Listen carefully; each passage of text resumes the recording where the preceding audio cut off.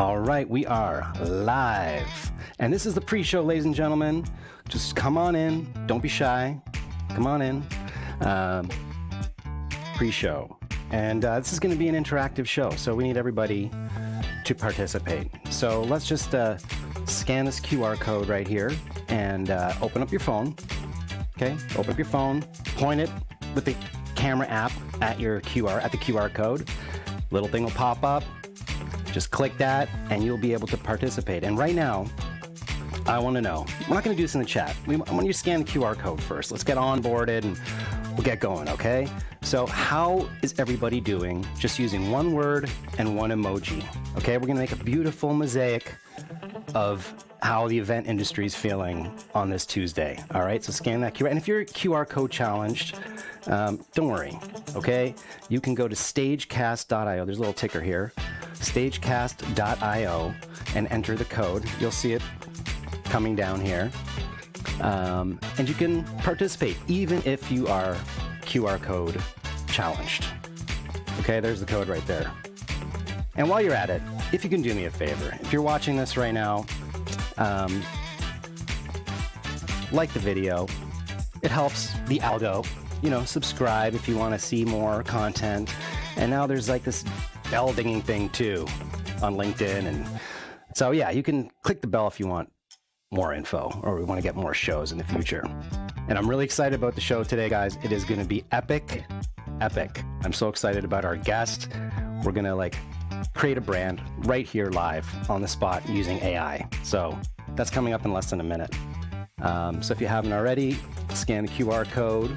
This is the pre-show. So if you are joining now, hello, welcome. Come on in, take a seat. Less than a minute to go before the show begins. I'm excited. I'm getting pumped up with the funky tunes.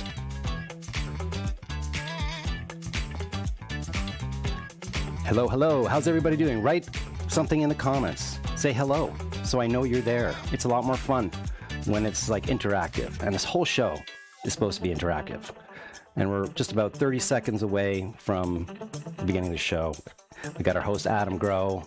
He's here, down here. You can't see him. He's in the green room, but I'm really excited to talk to him. So it's going to be fun. All right, we're almost at the 10-second mark, guys. Have you scanned the QR code yet?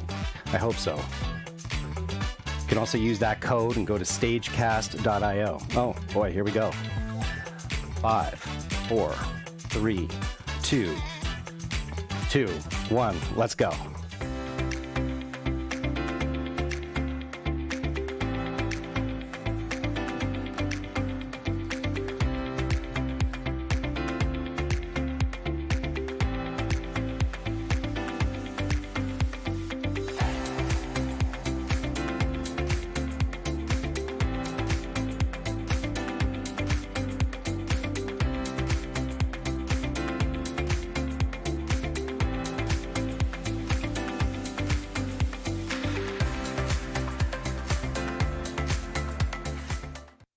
Hello and welcome to That's Entertaining, and I am your host, Arthur K.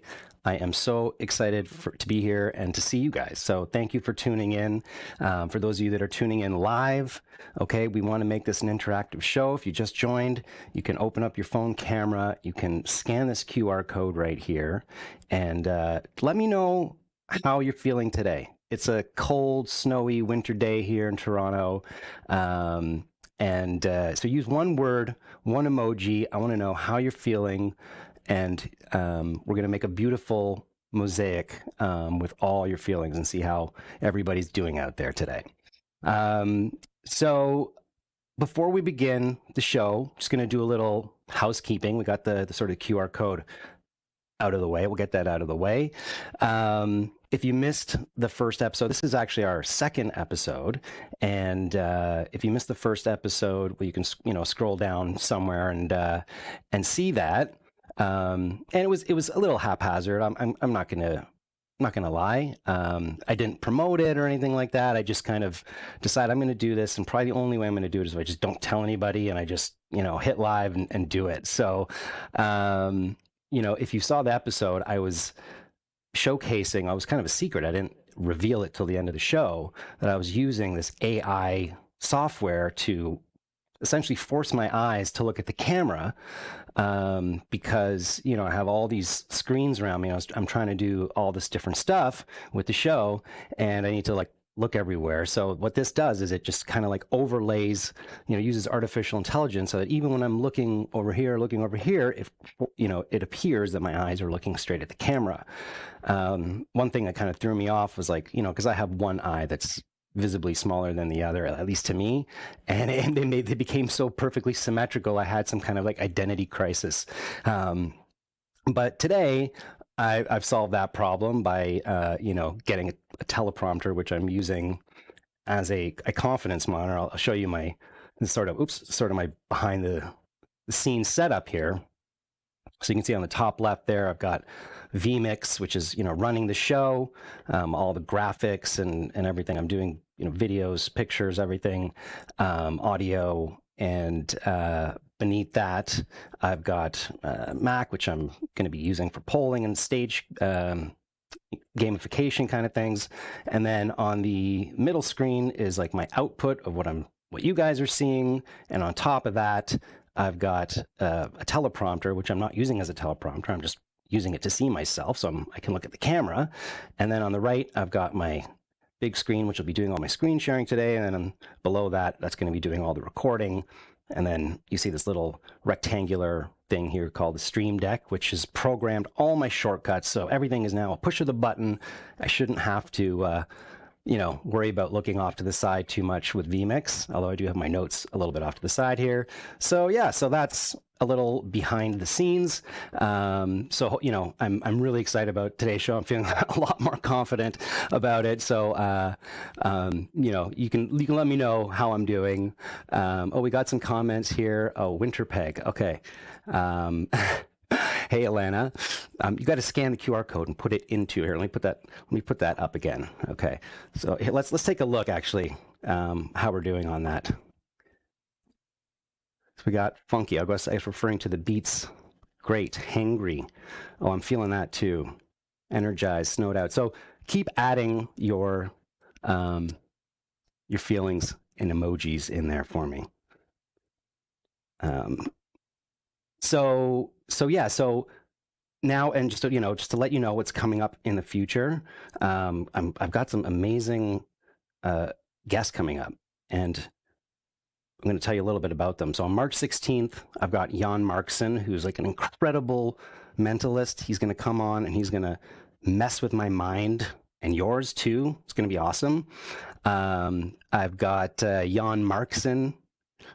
I just said that. So we've got Jan Markson. I've got Maya Kiltron, who's an incredible artist.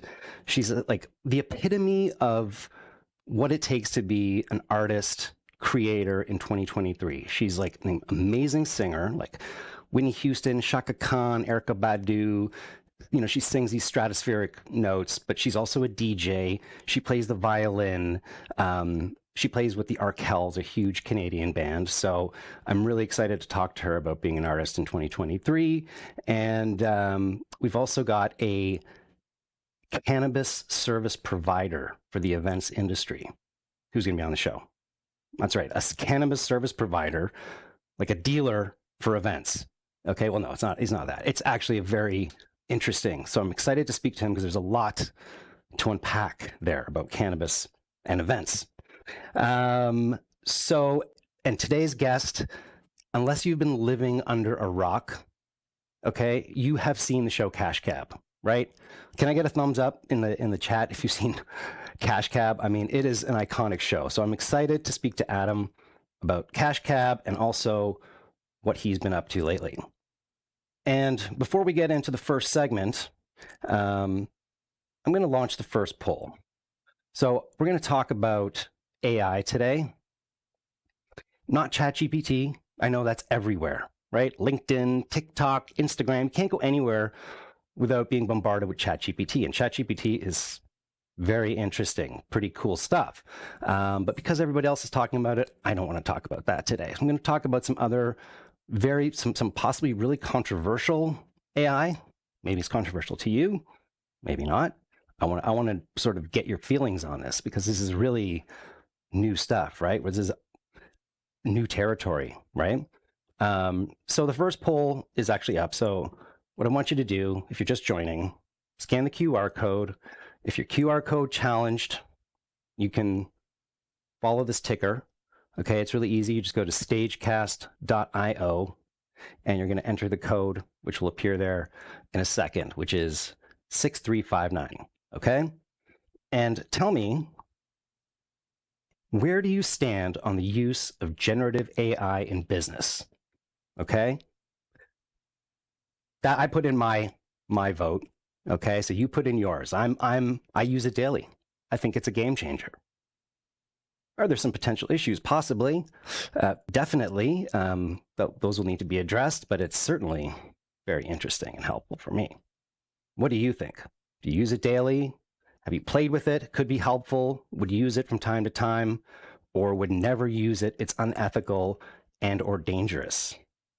So let me know what you think about that.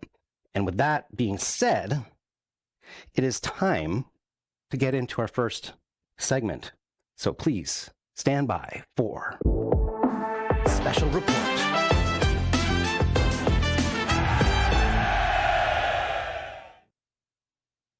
Welcome to Special Report. I'm your host, Arthur Kay. Well, I'm still your host. So today, we're going to take a dive into artificial intelligence. And like I said, it's not ChatGPT. And I'm going to show you some AI. But first, we have a little bit of news before we go there for all the event people out there. Canadian Event Awards are coming up, okay? Canadian Event Awards, early bird deadline, March 5th. So you're going to want to submit your awards, tons of categories. It's been a rough couple of years, right? So this is a good way to get some recognition. You've probably done some new events recently, okay? So that's that news.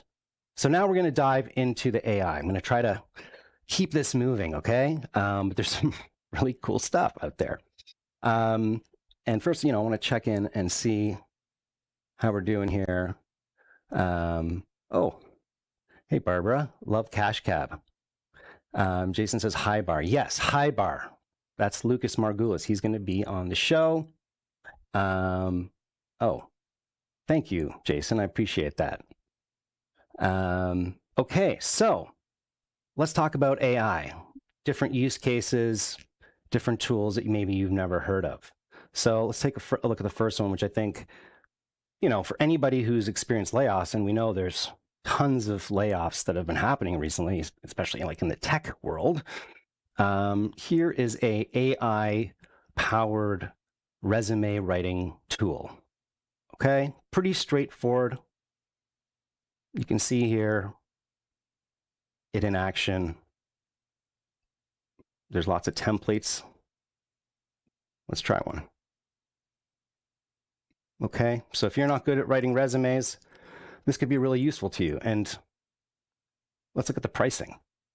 I like to look at the pricing because you know what? If you don't have the pricing on there, first of all, I know it's really expensive. And unless it's some really bespoke solution, I'm not having it. I want to see the pricing. And what's even better is you can try it for free. I love that. I want to be able to take a test drive before I commit to it. So $3 for one resume. I mean, you really can't go wrong. That's pretty cool. Now, the next one I'm going to show you. Now, this one is potentially, you may consider it controversial. And in fact, it may have been used on you and you didn't even know it. It's being used right now. And I came to know about this actually through Nick Borelli. And if anybody's watching, can actually tag Nick Borelli. I didn't tell him I was doing this, but if you can tag Nick, that would be awesome, because he actually is now working for this company. I hope he's okay with me doing this.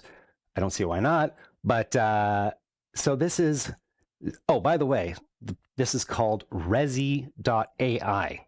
Forgot to tell you the name. Resi.ai is the website for the resume tool. Okay, so moving on to Zenus.ai. Okay, so this is ethical facial analysis. Okay, it's not facial recognition, it's facial analysis. Solutions for retail and events. Let's take a look.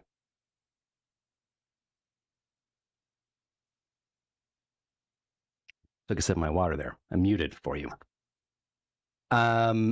So as you can see, there's a AI camera set up, connected to an AI computer that is reading people's movements, where they're looking, their sex, how happy or sad they are, their response to things, and can create like heat maps of where people go in a physical space. So, I mean, if you ask me, if I was a business owner, I would think this is like incredibly useful, right? This gives you data and metrics that you couldn't possibly have before. Where are people looking in your store? Where, percentage of men versus women, the demographics, all that information can be super valuable. And as a consumer, I don't really mind if it's going to improve my experience, then I'm okay with it. Now, this is not doing facial recognition, right? It doesn't record your data. It doesn't know who you are.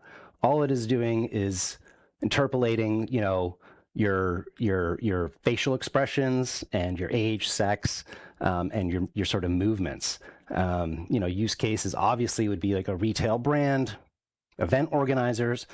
There was recently an event that used something like this, and I saw a guy wrote a little op-ed about it and saying, oh, this shouldn't be allowed. And even though it was in the terms and services of the waiver that they signed when they registered for the event, but for exhibitors and things like that, this could be really powerful information. So I'm curious, like, what do you guys think about this kind of thing?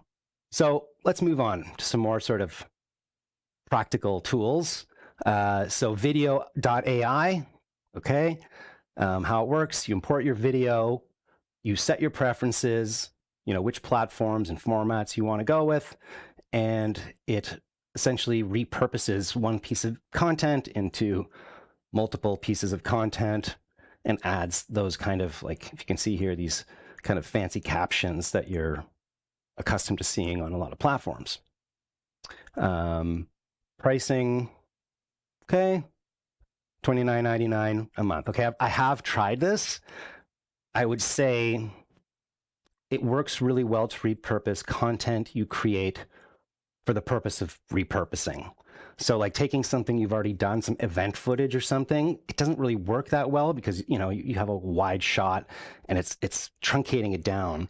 So if you use this to create new content for LinkedIn, TikTok, Facebook, and all the reels and all the shorts and all the options now, just shoot it like vertical, and then you can use this to repurpose that, and that could be incredibly useful. Oh, and one thing, I want to try something. Okay, we're gonna, at the end of this demo, which is coming up soon, we're gonna create a business name and tagline using AI. See how good it is. So I want you to, like, in the comments, just put like some ridiculous business ideas, like merge, like, I don't know, like a funeral home with a hair salon, like 2 keywords and a slogan. If you have something really funny, trust me, I was up last night playing with this and I burst out laughing at some of the suggestions. There were some really good ones, but there were some ones that were hilarious, and I thought I was going to wake the whole family up and they were going to think I'm crazy, but it's pretty fun. So if you have a crazy business idea, just put it in the comments, and we're going to create a wild business with like a logo and everything. Okay, so now you've seen some AI tools. Now here's a database with over 2,000 different AI tools, right? 2,088 AIs for 529 tasks updated daily. So you can literally put in anything you can think of. I don't know, let's go photography. Loading. Okay, like here's a million of them. Let's just take a look at the first one we get, see if it's any good. AI-assisted content creation made easy. Okay, over 40 AI power tools. Okay, it's fairly cheap. So yeah, I mean, you can literally dig into all these different possible, and this is called there's an AI for that.com. So if you're looking for an AI tool, there's an AI for that.com. And what else? Okay, so let's see if I'm going to just check here really quickly, see if we got any business name ideas before we bring on our amazing guest, Adam Growe. Going to check here. If not, it's okay. I've got a good one that was that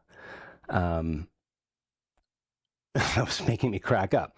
Okay, so let's try it out. So this is called Namelix, business name generator.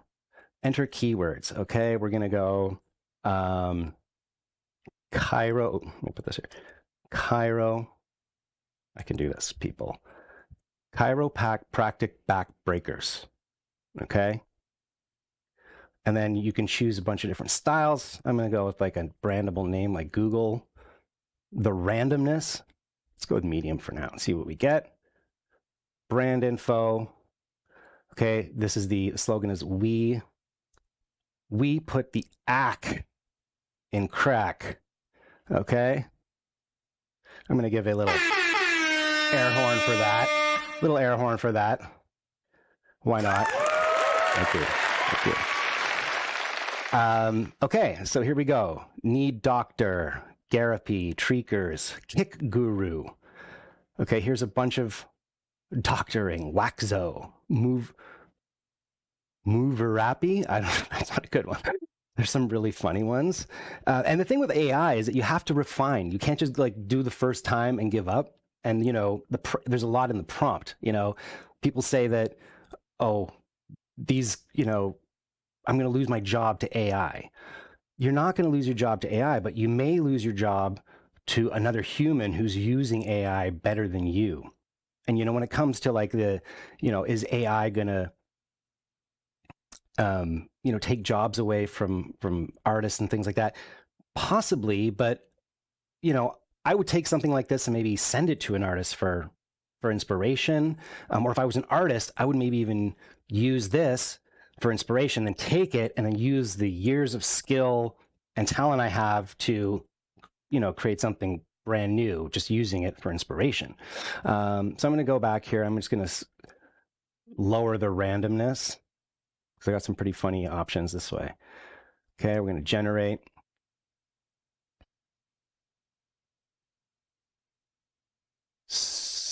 Surgery, chiropractic, acupuncture. That's pretty funny. Medical tweakers. Yeah, that could be a good one. Break now.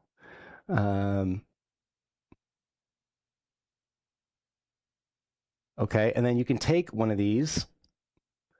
All right, let's see. Reline. I don't know. Some of these are not as funny as the ones I was getting, probably because I was playing with it for way too long. Oh yeah, here, name styles. Try like real words.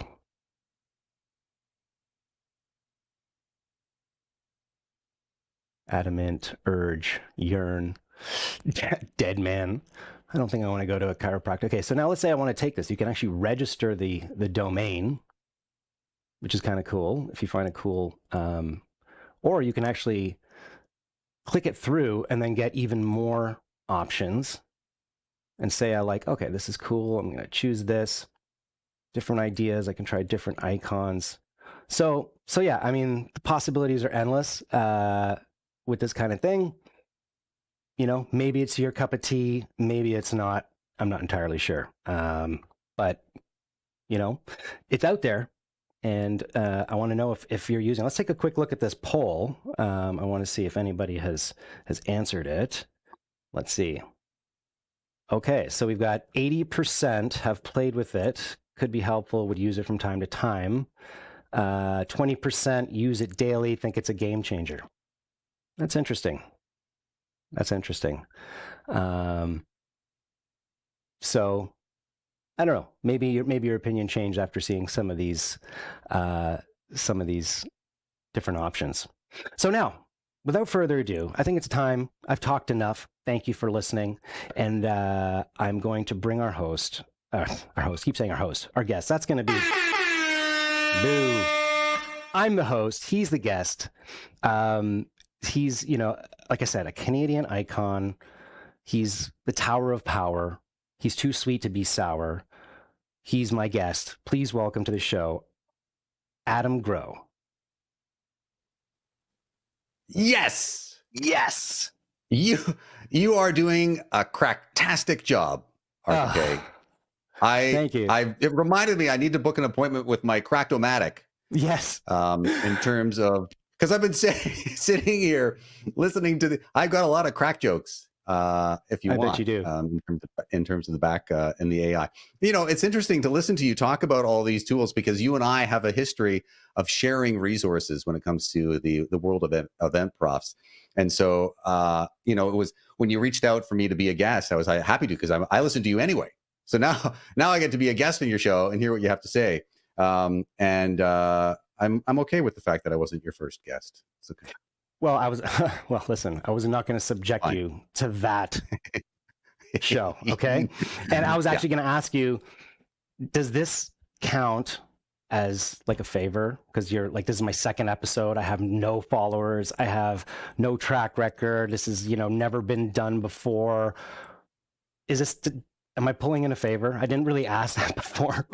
I just so I know, so I can on my favor sort of like tracker. I can. No, it's like it is an interesting question because something that we have to talk about in the events industry, and especially when you're talking about online and audio video production, is people should be paid for their time, and I get and just this week several emails talking about can we provide you services on getting you because I heard you on this podcast and you're a great guest and we only charge $700 a month and we'll get you on tons of shows. It's like, well, listen, I'm a fee-based entertainer and host, but I absolutely love to appear when it's for friends and family or to support a cause that is meaningful. As soon as it's something that is monetized, like why are people being guests on shows providing content for other people who are making money off that? But the reality is a lot of people are doing podcasts like you and they're startups and they're just trying to get traction and trying to engage and have conversations. And you might not even have any desires to ever monetize this.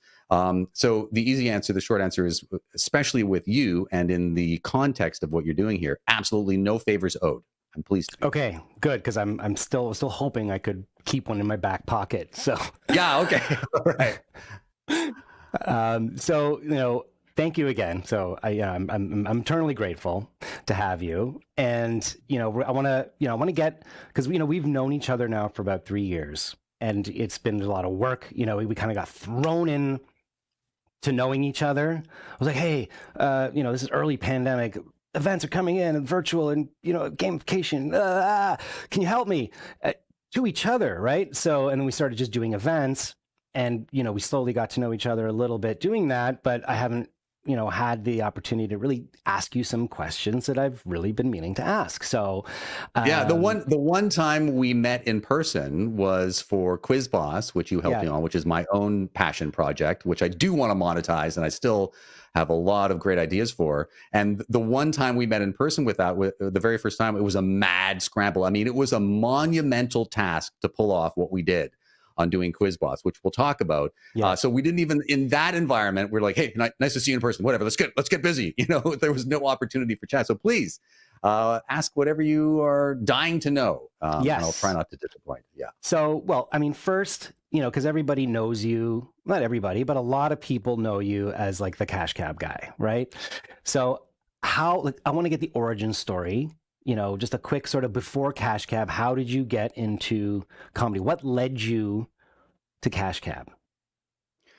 Well, I mean, there's a lot to unpack there. I think it's when anybody who looks at their career, quickly. So the first time I ever did stand-up comedy was for my peers at the University of Toronto, and I was organizing, a talent night, which was called Coffee House. And so I always had, I'd been spending years in high school and elementary school doing all sorts of creative stuff, but I'd never done stand-up.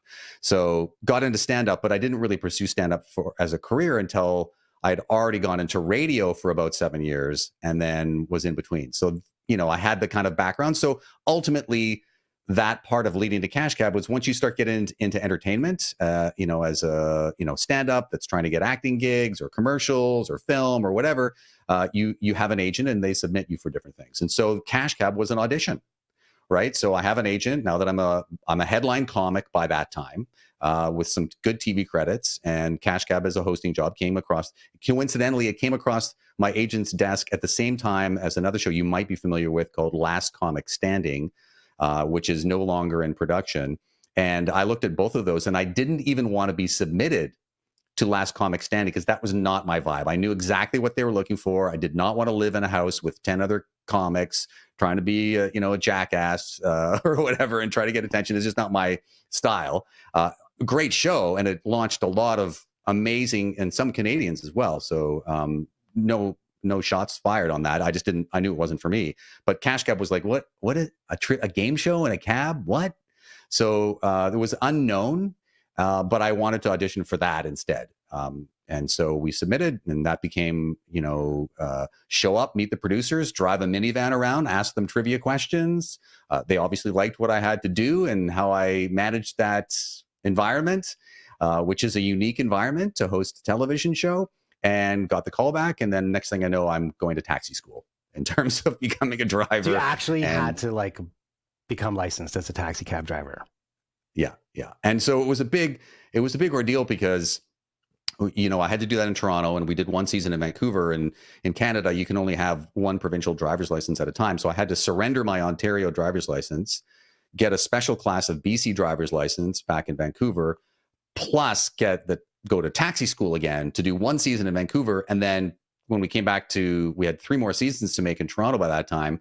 I had to do it all over again in Toronto. And, there's some parts of it that are common sense about taxi school. And then there's other stuff that is like, it was a lot of pressure. Did they teach you to be like a insane driver? Is that like Hey, I protect my fellow cabbies. They're not nut bars. Like, if you have an insane driver, maybe it's at the end of their 12-hour shift and they're trying to make bank and they're just struggling and they're exhausted. There's bad apples in every industry, right? Yeah. And so, to me, it was like, the pressure was, if I don't get 70% or higher on the written part, I wasn't worried about the driving part, then I hold up production. And, even though GPSs are allowed to be used, as a cabbie, you need to memorize routes, at least when I went to school. Because what happens if you're a cabbie and your GPS breaks? You don't know where you're going. So there was a lot of memorization of the city of Toronto, and, anyway, it was intense. So that's the origin story. And, it's not as fun a story. There's lots of fun stuff about, getting into Cash Cab, but that's the baseline origin story. That's awesome.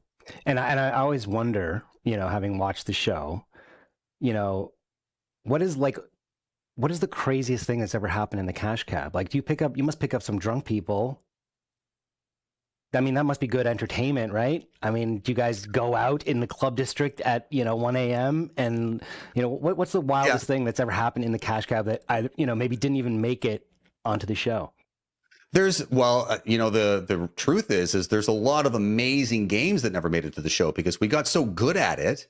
In the early seasons, we always made more games than we needed because you want to have some options. You got to mix it up. There's some losses, some short games, some wins, some, different, looks of people, numbers, everything like that. So there's a lot of great games that never made it to air. Now, if they won, they still got to keep their money, but they never made it to television, which became problematic for some people who are like, I don't care about the money. I want to be on Cash Cab, so there was that element of it. But at the end of the day, I mean, I feel like I sometimes have to make up stuff because people expect it would be wild. But, think about it. I surprise people. Even if they're not familiar with the show, they quickly get that they have to kind of there's a certain amount of behavior. They're going to be on television. It's not live streamed. Yeah. But, all of a sudden, even, it's like you sober up enough if you've been drinking. But there, what I will say, what was really wild was how amazing Canadians were because it was an unknown. Cash Cab was made at some point in time in over 30 different countries. And America was about 4 seasons ahead of us. And I had seen a couple episodes. I didn't want to watch too much about how it was done in the States, I wanted to do our own voice to it, even though it was the same format. And, the unknown factor is, we have this image of ourselves. We're polite, we're so kind, we're reserved, like a combination of British and a hodgepodge of the, all of the people from around the world who have come to this great nation. And Canadians were hilarious. I mean, if you've watched the show, that's not scripted. I am literally just doing my part to elevate these contestants, and the stuff that they were coming up with, and the fun that we had. That's what was just wild to me. There were times where people were trying to be funny and they ended up being kind of jerks. Right. And that's the only time I would kind of go, look. And to be honest, it was a little bit of bro culture, right? I could say it. I'm one of the bros, and I would turn around and say, guys, look, you think you're being funny. We're going to play this game. You can win some money, but if you want to make it to television, you got to reel it in a bit, because this is not that show, and you're not as funny as you think you are. That's the only time I would kind of script anybody. I didn't say them what to say, but usually that would kind of work to say, hey, you want to make it to television? Have fun in a different way. I mean, it doesn't have to be, clean or anything like that. We can beep out stuff, but it's just that, it felt like a hostile environment instead of a fun environment. And the brand of Cash Cab is, I want to have fun with people. I want them to win. If they lose and they say something ridiculous and we have fun with it, totally fair game. And there was a lot of that too. There was a lot of like, can't believe that they just came up with that for their answer. So good, fun stuff. Awesome. And so, okay, so you do Cash Cab. There's like 8 seasons of that, right? Yeah. 8 seasons, at which point you're like a celebrity pretty much. You're out there doing, appearances, and you're hosting events. You've got that brand. People are coming to you as a host. You're doing that. You're living, life is on a high, and then bam, 2020, late March, coronavirus hits. Yeah. Well, there's a big gap. There's a big gap there. We don't have all day. There's a gap because I know. I'm just saying we weren't making Cash Cab when the pandemic hit. No, we weren't. And I said after you finished Cash Cab, you were able to, Yeah. So the event world, for instance, is pre-Cash Cab it's always been something that's been a strong part of my portfolio, hosting and entertaining at live events. So shifting into in-person, I was like many other people who are event profs. I literally thought I'm not going to have any income for however long this takes. And I was one of the people who really felt like when the science was saying this could be easily 6 to 8 months before we're doing anything. And of course it took even longer. Whereas some people thought, this is going to be a few weeks. We're going to be back at it. So I immediately started going, okay, what am I going to do? I don't have a strong social media presence. Still don't to this day. I never really did anything on digital. I never serviced it. It wasn't a big thing for me. Obviously, I had a television show, but I didn't really do anything. So I just immediately started producing a live stream on Facebook Live at home with the whole operation, didn't look anything like you can see a little bit of what I got going. It's very similar to what you had going on. I had just the computer camera and my regular speed internet, and it was then just built from there. And it became a booming business, as it did for you. And so I just, as an entrepreneur and as a comedian, you're always thinking it's in your blood to be nimble and agile. We use those words in the event profs world, but as an artist, especially as a Canadian comedy artist, you've got to always be looking for a hustle in a positive way. So I just started going, what can I do with this? What can I do with this? And I started going to, corporate clients of mine or friends that I knew had companies that said, I want to do like a coffee break, a virtual coffee break with the Cash Cab guy. I'll do it for free for you. I'll try. I don't know. I have no idea what I'm doing, but we'll do it on Zoom. And people loved it. It was just I was like, of course, this makes sense. And, obviously we're in a bit of a honeymoon period right now. We've gone back to in-person, either full-fledged. I don't know about you, but I'd say my business is about 75% in-person and 25% virtual or hybrid. The growth opportunities, even though we're in this little honeymoon, a lot of people don't even want to talk about hybrid. Forget virtual. They don't even I don't want to do anything digital. We're back in person. But what you're doing in terms of exploring all these opportunities and what I love collaborating with you and other producers is there's an immediate growth opportunity and a long-term opportunity that we became critical mass because of what we had to do during the pandemic. And that's what excites me about the future of events. So, and you know, I share the same feelings, and similar. You know, I have a similar sort of story, and we've had the opportunity to, like you said, do a bunch of events together. And you know, I want to talk to you about the future. So I know that towards the end of, I don't want to say the end of the pandemic because it's still. Is it even over? I don't even know anymore. It's not, but it is. Yeah. You know, in terms so, of, you know, towards people are doing in-person events. Yeah. Towards the end of that 2-3 year period, where things were just really, really like even more difficult than they were now. You worked on Quiz Boss. So tell us a little bit about that. Well, Quiz Boss is a variation on an idea for a show I had before the pandemic. So I wanted to do something. I've always wanted to maximize my exposure as a trivia guy. I love hosting trivia shows. I do it live all the time. I'm going to Edmonton for a big teachers conference for the Greater Edmonton Teachers Conference Association or whatever this week, all live. I'll use my app that I've been developing, as you know, similar that you have, for the pre-show and for the live interaction. But Quiz Boss was an idea. Basically, I wanted to kind of take over regular trivia haunts across the country. I wanted to land in like a pub trivia night that's a regular weekly thing and just take it over. And that, you know, for the group of locals and the quiz master who organizes it, who are usually competing for bragging rights and t-shirts and maybe appetizers, I wanted to come with, you know, even like, you know, whatever, $10,000, $5,000, boom, pop-up game show. And so there were production companies that were interested in that. We got a little buzz, a little traction. And then, of course, the pandemic hit and that kind of shut down in terms of being fully live. So Quiz Boss was like, well, now, you know, people are getting back into these hubs in smaller groups.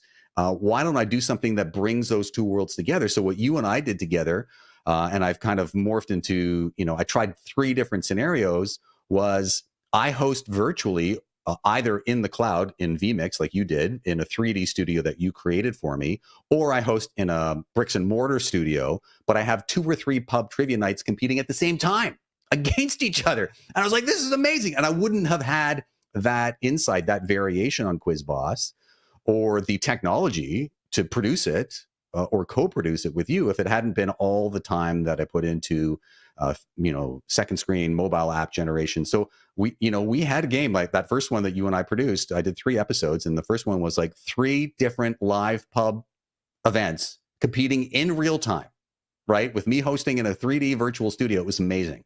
And so I still have literally one of the most stressful days of my life. Well, you know, we were on a shoestring budget. I was self-producing, so I didn't pay you your rack rate. So call it, you know, I still owe you a favor. You did not. Yeah, but I mean, it was like that's what's exciting to me. There's still opportunities to pioneer. We were doing something that has never been done before.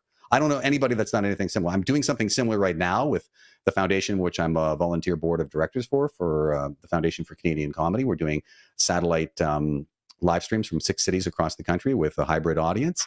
And I wouldn't have been able to do it. I wouldn't have been able to produce that in my volunteer capacity if I hadn't experimented on my own. And that's what's exciting about the business right now. We're not done. There's just forget the AI resume and the brand. There's like, you're just kind of teasing us. You've got your finger on the pulse of some really amazing stuff all the time. And that was what, and what was you really are doing some wild stuff. Okay, first of all, I want to show people a little clip from Quiz Boss so you can, you know, because even when Adam told me the concept, I was like, huh? Yeah. Oh, and then now when you can see it, you can really believe it. So here, check this out. Factoid fanatics now have a chance to win more than just t-shirts and appetizers. Correct for $100 on that. There, you're on the board. $1,090. They are correct to double their money. Well, what if we're wrong? That is incorrect. That is not. No. I gave you.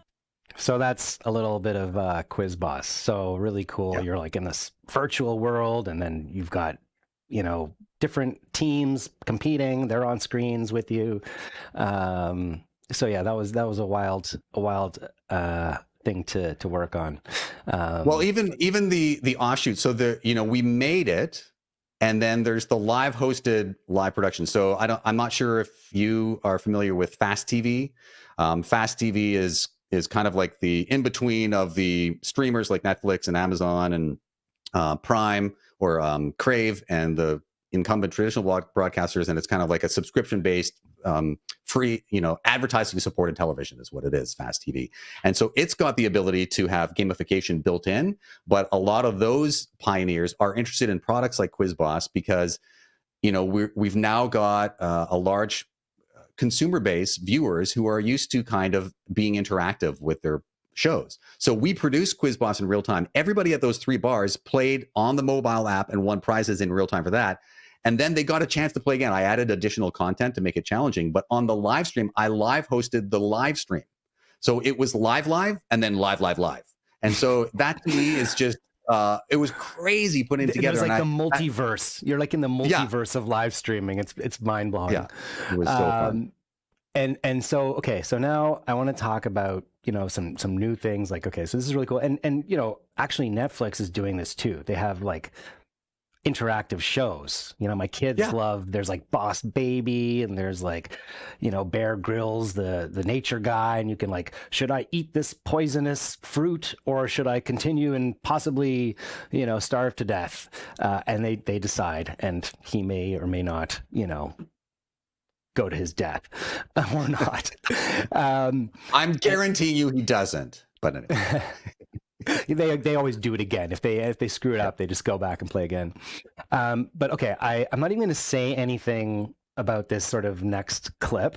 I just want people to see it because this is really, really. I mean, there's so many different potential use cases that I can think of for this kind of technology. So I'm not going to say anything. Check this out. What's your name? My name is Jill. All right, so everybody around you right now, you can tell them if they scan the QR code, they can play the Adam Growe Quiz Show on their mobile phones. You're going to answer my questions out loud for your chance to win some Las Vegas swag. How about that? Okay. In 1984, National Geographic became the first magazine to have a hologram on its cover with an image of what kind of animal, which is an iconic symbol of the USA. Must have been a bald eagle. I would like to be the second iconic animal appearing on the cover of National Geographic as a hologram. What do you think? Can we put in a good word? Sure. What animal do you want to be? No, I'm a trivia animal. I'm a ferocious for fun facts.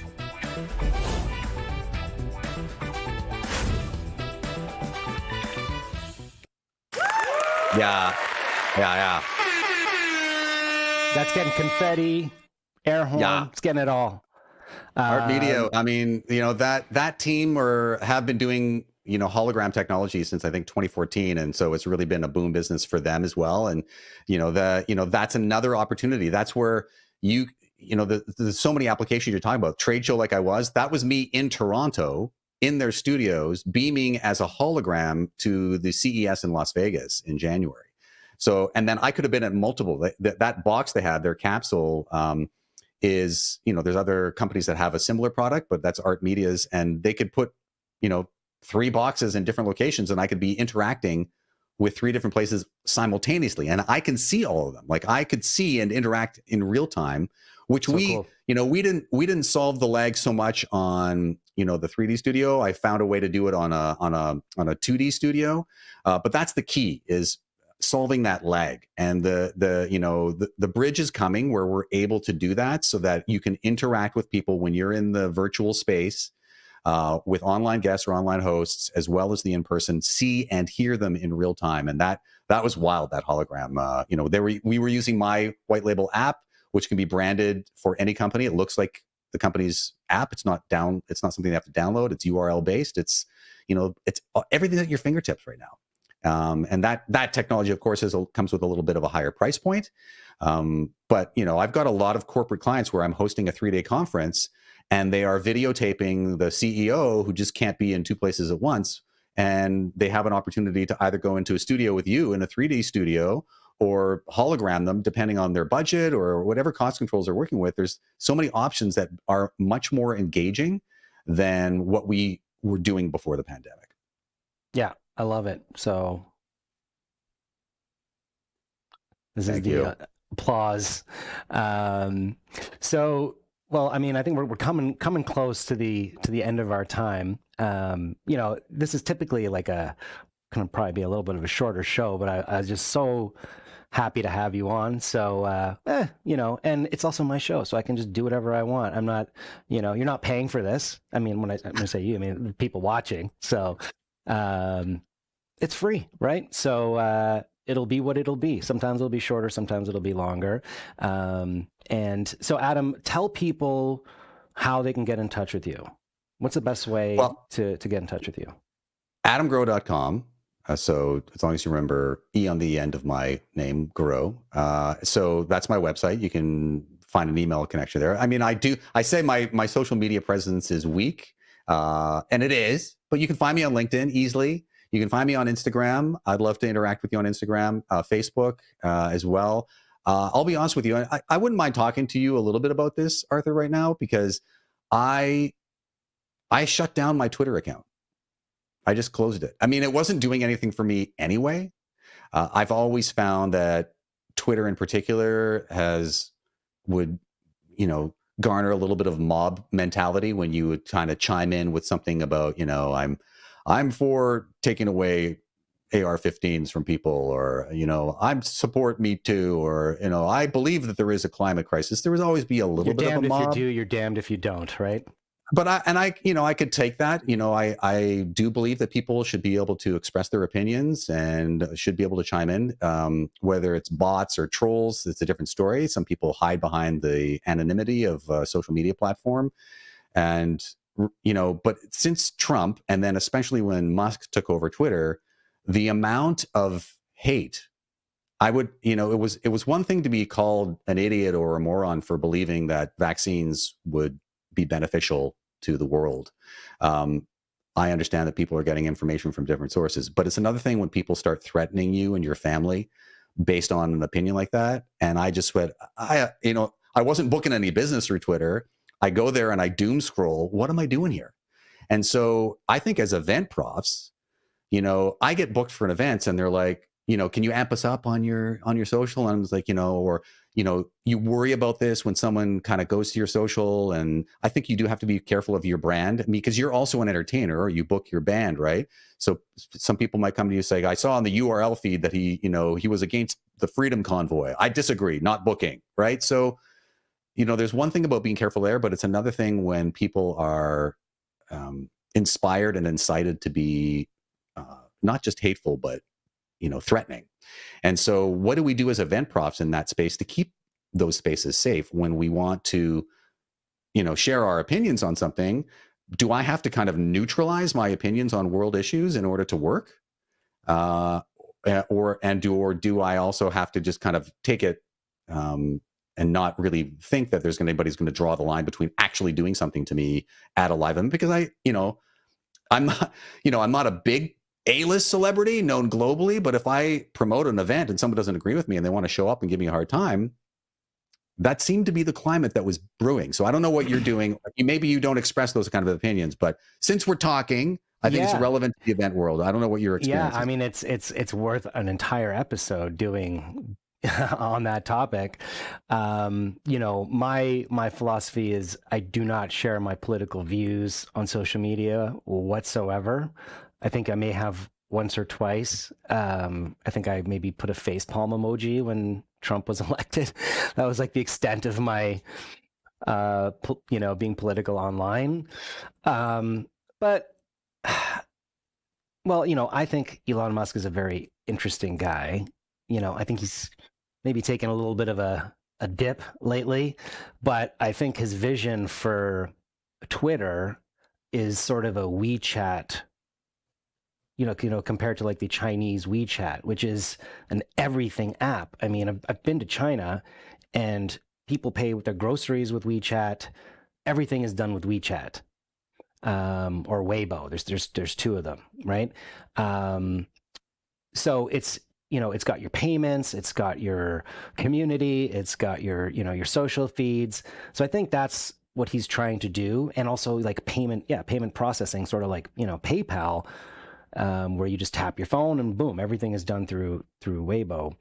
But yeah, I mean, the hate thing, that to me, that's everywhere on social media. And so I don't bother to express my opinion or comment on other people's opinion, because I know it's just going to go nowhere. And you can't change people's mind on social media. So what's the point, right? Yeah. But I do think that what you're going to start to see happening is like micro communities, and it is happening. Like if you look, for example, at like Will Curran has just set up a event profs community. Okay, I think it's actually called eventprofscommunity.com, where there's like a social feed. It's like a social network for, really specific niche sort of audience, in this case event profs, and it's a paid model. So you actually have to pay to be in the community, which sort of gives you, more elevated, people who are really serious about contributing to the community. Right. So I would say maybe go hang out over there for a little while. Twitter, I haven't used Twitter in years. I have Twitter accounts, multiple, haven't used them in years, but I'm hanging on to my account because, I think Elon Musk could imagine some pretty cool stuff with Twitter, but it's an uphill battle. Yeah, it's interesting what you say. It's interesting what you say because, I definitely typically don't weigh in on current events or political issues on LinkedIn. I think I've always looked at the platform specifically for what the needs are. I've treated Instagram more for photo stuff, shorter posts. LinkedIn's much more like when I post, I try to give advice on my experience and share experience and glean. Facebook, I've generally tried to use just for keeping in touch with family and friends, to be honest. And Twitter was the space where I felt as if I could say something, right? And then when you go, and I wonder with Will's platform, because once in a while on LinkedIn, which I think is, one of the last bastions of just a very safe professional space, typically people don't put that kind of a post in there. And then you get feedback. It's kind of self-moderated. So probably in Will's platform where it's paid, so there's already a commitment there. If someone does start to chime in with something on either side of the spectrum, of course, like I believe that on both sides, people can be agitating and can be controversial. And so, and it kind of, I find on LinkedIn, it's self-governed. People go, this is not the place for that. Right. So, for the most part, you've got places for that. Right. Go there. So anyway, you asked me where people can find me, and now people are, I'm not going to look for him. He's controversial. I do keep it professional. I do. Honestly, the Twitter was the space where I tended to share opinions. And so now you don't have to worry about that. Because I just felt like it them on That's Entertaining. Yeah, right here. There we go. We're okay I just did. Sharing your opinions here. Well, thank you for being open to that, Arthur. You're a good man. Well, so I guess, yeah, that's a perfect sort of segue to sort of wrap up the show. So, I mean, before we do, make sure you like the video, subscribe if you're watching on YouTube, ding, ding, ding, click that bell on, did you know there's a bell on LinkedIn? I didn't even know. Like in the profile towards the right-hand side, there's a bell. I don't know. I'm looking right now. I don't know if that's just for... It's not on the mobile. Not on the ticked profiles, but I saw someone posting that, and then I looked at their profile, and they had a bell. You could subscribe to their feed. So I know there's one on YouTube. So if you're watching this on YouTube for future episodes, thank you so much, Adam. I am eternally grateful. It's always great to chat with you, and also for those watching, even if you're watching this like not live, okay, we're going to leave a little bit of opportunity for you to join into the interaction. Let me know. You can just scan the QR code again if you haven't done that, and leave your comments and suggestions for the show. It's new, so I want to hear what people have to say, and it's totally anonymous when you scan that QR code. Oh, thank you, Elizabeth. She said, thank you. This was great. Really appreciate that. Yeah, you can just leave us anonymous suggestions and comments, and I will take a look at all of them and consider them for future episodes. So my name's Arthur K. You can find me on LinkedIn, Arthur Kerekes, Kerekes. It's actually Kerekesh. It's like the H is silent. It's so silent it's not even there. There's no H. It's just like Kerekes. So did you know that, Adam? He's like, what? I've been calling you Kerekes this whole time. Kerekesh. There's no H. It's Kerekesh. But It's like Marrakesh, but with a K. There's no H. No. Oh. That's why it's go Arthur K. It's easier. So I just want to thank all you for watching and contributing to our interactive segments. More of that to come. And this is Arthur K. signing out.